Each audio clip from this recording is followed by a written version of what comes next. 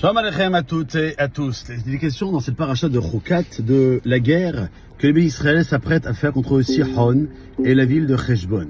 Et les sages nous enseignent qu'il y a ici, au-delà du récit, l'autre source de l'enseignement.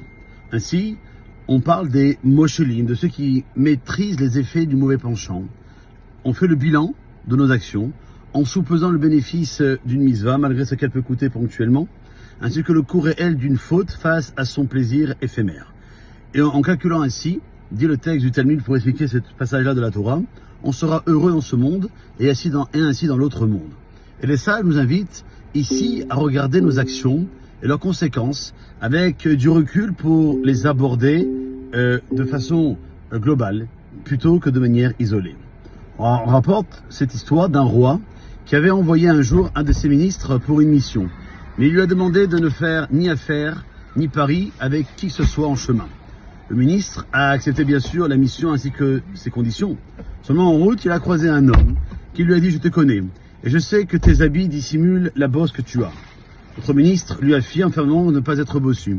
Il ne parvient pas aussi à le convaincre. Ainsi l'homme lui propose de vérifier et que s'il se trompe, il est prêt à lui donner 100 000 pièces. Le ministre, sûr de sa victoire, se dépêche de retirer son vêtement pour prouver que l'affirmation était fausse. Et il empoche immédiatement les 100 000 pièces à son retour. Fier de sa réussite, il s'empresse d'en faire part au roi. Et il présente l'argent qu'il a fait gagner au royaume.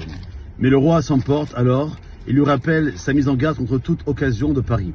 Il explique qu'en fait, cet homme avait parié avec lui qui réussirait à le faire déshabiller.